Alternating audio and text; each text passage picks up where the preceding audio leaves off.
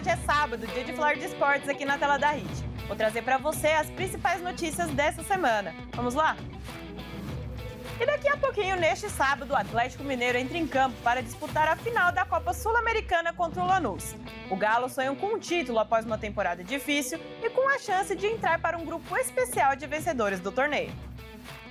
Neste sábado, o Atlético Mineiro enfrenta o Lanús na final da Copa Sul-Americana às 17 horas no estádio Defensores del Chaco, em Assunção, Paraguai. No mata-mata, o Atlético jogou o play-off, superando o Atlético Bucaramanga. Depois, a equipe mineira passou por Godoy Cruz, Bolívar e Independente Del Valle, nas oitavas, quartas e semifinal, respectivamente. Já os argentinos fecharam a fase de grupos na liderança com 12 pontos, pulando direto para as oitavas. Nesta fase, o Lanús bateu o Central Córdoba e depois passou por Fluminense nas quartas e Universidade de Chile na semifinal. O Galo busca entrar para um seleto grupo de equipes brasileiras. Apenas Internacional e São Paulo conquistaram a Sula e a Libertadores na história. O São Paulo é tricampeão da Libertadores e venceu a Sul-Americana em 2012.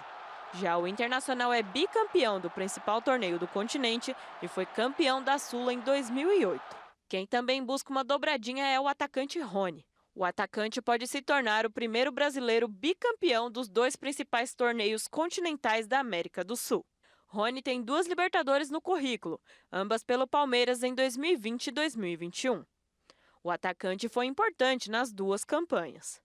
E em 2018, o camisa 33 atleticano venceu a Sul-Americana pelo Atlético Paranaense e pode voltar a vencer neste ano. O Galo venceu a Libertadores em 2013. Foi à final ano passado, mas perdeu para o Botafogo. Na Sula, o Atlético nunca esteve tão próximo de conquistar o título.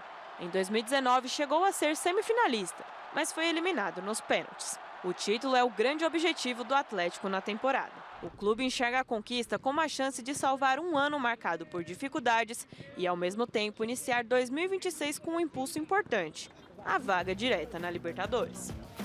E o Brasileirão ainda está sendo disputado ponto a ponto. Flamengo e Palmeiras seguem na briga pelo título. E um dado interessante é que o Brasil é o único país em que o critério de desempate no seu campeonato nacional é o número de vitórias.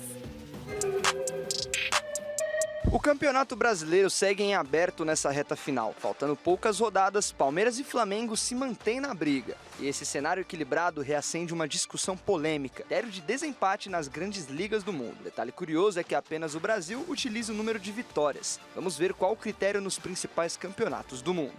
O número de vitórias define quem é o campeão em caso de empate na pontuação do Brasileirão. A La Liga, Série A e Mundial de Clubes utilizam o confronto direto entre as equipes empatadas. A Premier League, Bundesliga, Ligue 1, Primeira Divisão e Libertadores e a Champions League escolhem o saldo de gols como critério de desempate. A CBF explica que o regulamento busca incentivar a postura ofensiva dos clubes. Além disso, justifica que o critério de confronto direto se torna confuso quando há um empate triplo. A disputa pelo título brasileiro deste ano deixa os dois clubes de olho nos critérios de desempate. Até o último jogo de cada equipe, o Palmeiras ocupava a liderança por ter uma vitória a mais. O certo é que a disputa deve seguir até o final. Esse promete ser um dos campeonatos mais equilibrados da história, independente de quem seja o vencedor. E o Palmeiras encara o Fluminense neste fim de semana, marcando seu último jogo em casa em 2025. Neste fim de semana, o Palmeiras recebe o Fluminense no Allianz Parque pela 35ª rodada do Brasileirão, em meio à luta pela ponta da tabela. Mas o que torna essa partida ainda mais especial para a torcida alviverde é que essa vai ser a última vez no ano que o time de Abel Ferreira jogará em casa. Depois desse jogo, o Verdão ainda terá mais 4 partidas para fechar a temporada, sendo 3 no Brasileirão e a grande final da Libertadores contra o Flamengo, mas todas elas fora de seus domínios. Por isso, a promessa para o último jogo no Allianz Parque promete casa cheia, afinal, o Verdão segue muito vivo na disputa do Brasileirão. Apesar da festa programada para a despedida do time, do outro lado do gramado vai estar um Fluminense que, em um passado não muito distante, foi pedra no sapato do Verdão. Na última rodada do Brasileirão do ano passado, enquanto ainda sonhava com o título, o Palmeiras acabou sendo derrotado pelo Fluminense por 1-0. Um verdadeiro balde de água fria para o torcedor que lotou o Allianz Parque sonhando com o título. Mas a rivalidade entre os dois times e principalmente entre as torcidas deu uma trégua recentemente. Afinal, com a vitória do Flu na última rodada em cima do Flamengo, o líder do campeonato, o Palmeiras segue ainda mais vivo na briga pela taça. Com 19 vitórias, 8 empates e apenas 4 derrotas jogando em casa, o Verdão vai com tudo em busca da vitória nessa última dança no Allianz Parque. Mas temos mais jogos no Brasileirão, então vamos dar uma olhada na tabela. No sábado, a rodada começa às 19h30, com o Botafogo recebendo o Grêmio no estádio Newton Santos, no Rio de Janeiro. Mais tarde, às 21h30, o Flamengo recebe o RB Bragantino, no estádio do Maracanã, no Rio de Janeiro. No mesmo horário, o Palmeiras encara o Fluminense, no Allianz Parque, em São Paulo. Já no domingo, às 16 horas, o São Paulo recebe o Juventude na Vila Belmiro, em Santos. No mesmo horário, o Bahia encara o Vasco, na Arena Fonte Nova, em Salvador. Mais tarde, às 18h30, o Sport enfrenta o Vitória, na Ilha do Retiro, em Recife. E fechando os jogos do fim de semana, o Cruzeiro encara o Corinthians, no estádio do Mineirão, em Belo Horizonte. Uma pesquisa mostrou quais são os times mais odiados do Brasil. E o Santa Cruz surpreendeu, aparecendo no top 10. Flamengo e Corinthians, times de maiores torcidas do país, estão em primeiro e segundo lugar. O Instituto Paraná Pesquisas apontou quais são os clubes mais odiados do Brasil. O resultado foi divulgado na terça-feira e 16 clubes foram mencionados. No levantamento, foram ouvidas mais de 2.000 pessoas, em 26 estados do país, entre homens e mulheres a partir de 16 anos. Quem participou da pesquisa poderia votar em mais de um time. A margem de erro é de 2 pontos percentuais e o nível de confiança é de 95%. Confira agora o top 10 de times mais odiados do Brasil. A pesquisa mostrou que os clubes com as maiores torcidas do país estão entre os mais odiados, sendo Flamengo em primeiro e Corinthians em segundo. Além de Palmeiras, Vasco e São Paulo, que também estão no top 5. O eixo Minas Gerais e Rio Grande do Sul vem logo na sequência, com Atlético Mineiro e Cruzeiro e a dupla Grenal. O intruso entre os 10 times mais odiados é o Santa Cruz, que conquistou o acesso na Série D e vai jogar a Série C em 2026. Outros 6 clubes rejeitados foram mencionados pelos entrevistados, com índices abaixo de 1%. Times como Bahia, Sport, Vitória, Fluminense, Santos e Atlético Paranaense. Já 2,6 citaram equipes não reveladas. As pessoas que responderam não odiar nenhum ou gostar de todos os clubes brasileiros somaram 42%, enquanto as que disseram não gostar de nenhum ou odiar todos representam 0,9%. Por fim, 6% não souberam responder ou não opinaram. Curaçao se tornou o menor país a se classificar para uma Copa do Mundo, em um frenético último dia das eliminatórias da CONCACAF.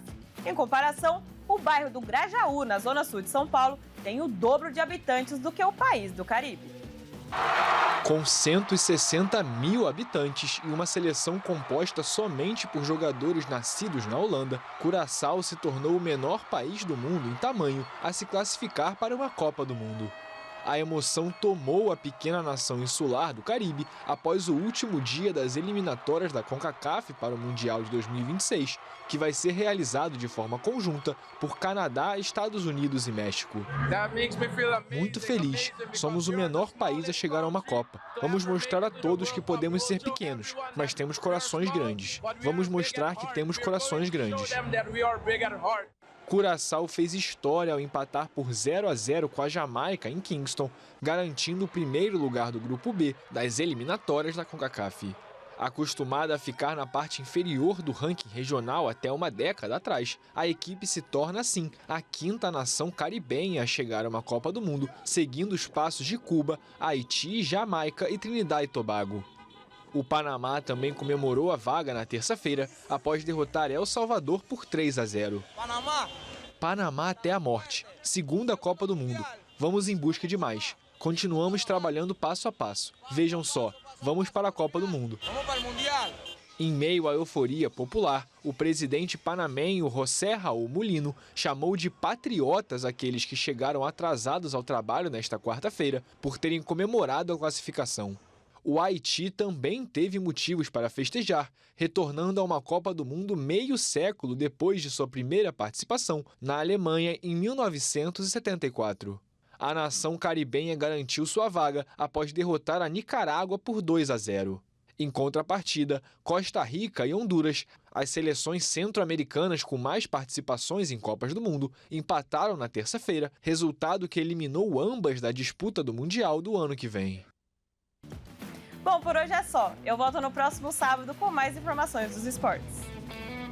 Continue ligado na nossa programação e acompanhe a gente também no YouTube. Tenha um excelente fim de semana. Tchau!